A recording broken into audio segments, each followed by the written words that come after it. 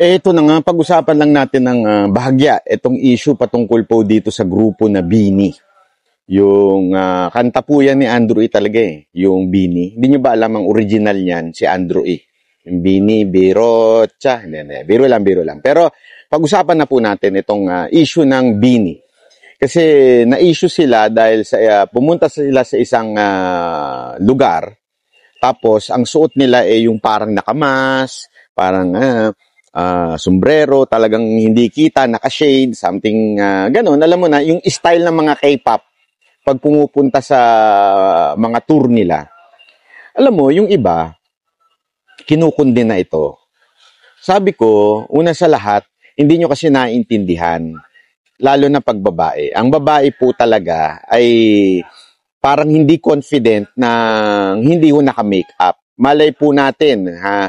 Tandaan ho natin, malay natin ha, na sila po ay galing sa show, tapos wala po silang tulog.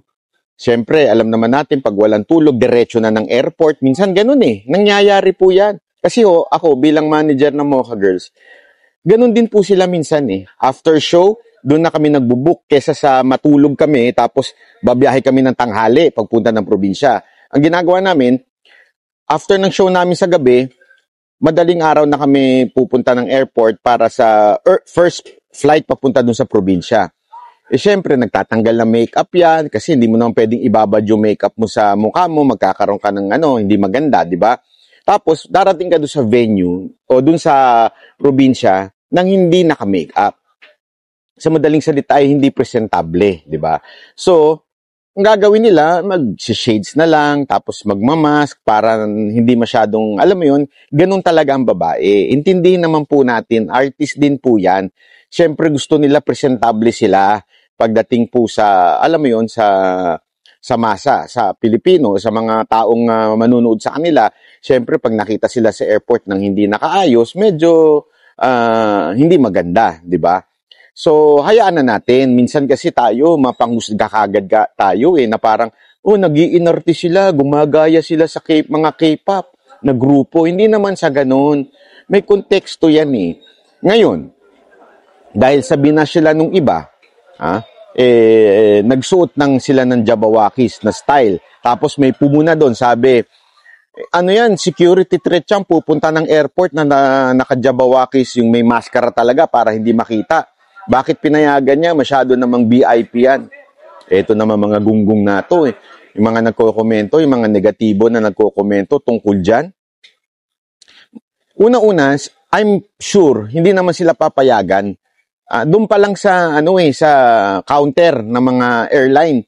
Pinatatanggal nga yung salamin di ba? Shades, tinitingnan. Hindi ko alam kung bakit nila tinitingnan yung ganun yun kasi titingnan yung ID. Magpipresenta ka ng ID, kahit VIP ka, ganun pa rin yun, magpipresenta ka ng ID, tapos bago ibigay sa iyo yung tawag dito, boarding pass, kailangan makita nila yung ano mo, papatanggal nila yung mask sa'yo, tsaka yung salamin, para makita nila yung, ewan ko, kung dahil ba, parang protocol yun, di ko alam kung dahil ba, titingnan ko, nakainom, ganun yun lahat yun, meron silang protocol na ganun. So, kung pumasok man sila, doon lang yun sa public, para hindi sila maano dun sa itsura nila dahil hindi naka-makeup. Pero sigurado ako, pagdating sa counter nun, titingnan sila. Kahit sa gate ng mga security, sigurado titingnan yun. So, yung mga ibang bash lang ng bash dyan dahil gusto nila mambash, kung hindi nyo kursunada yung kanta ng Bini, kung hindi nyo kursunada, huwag nyo nang, dinadamay nyo pa yung personal. Ako, honestly, ito sa akin lang, hindi dahil sa hindi sila magaling, hindi ko yun ang sinasabi ko. Ako, hindi ko kursunada yung kanta nila. Ano yun preference mo bilang tao na gusto mo sa music, di ba? Meron talagang iba.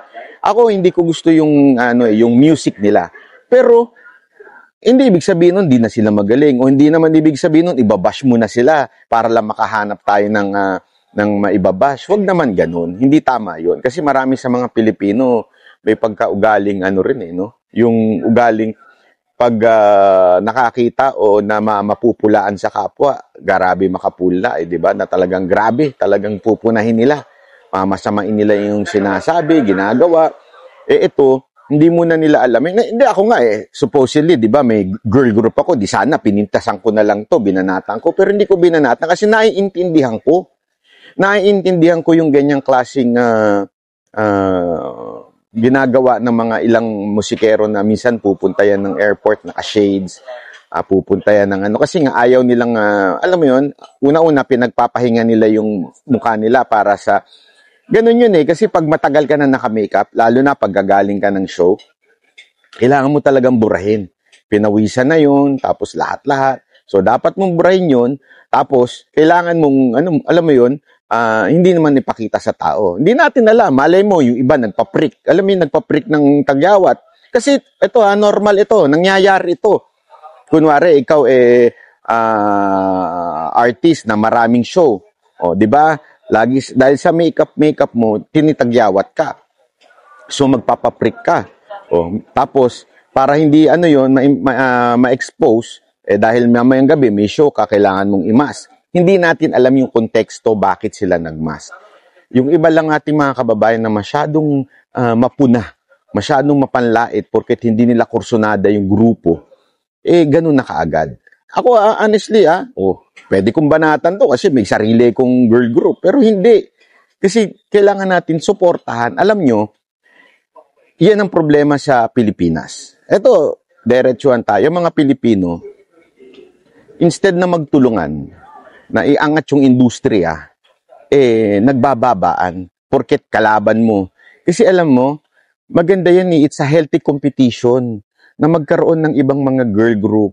So, dapat ganun, maging matuwa ka na, na nare-recognize na tayo ng ibang bansa dahil, kasi finally, meron na rin tayo mga ganyan, di ba? Kesa sa ibagsak natin. Ganyan tayo, mga Pilipino. Ang hilig natin sa, medyo, yun di ba yung sinasabi nga nila, crab mentality. Crab mentality tayo, mga Pilipino. Pag meron tayong nakitang kakumpetensya, ibabagsak natin. Huwag ganun. Hindi, wag po ganun. Dapat, matuwa tayo pag may magandang lumalabas na grupo. May mga magagaling. Matuwa tayo. Tapos, it's a challenge. Galingan din natin, di ba?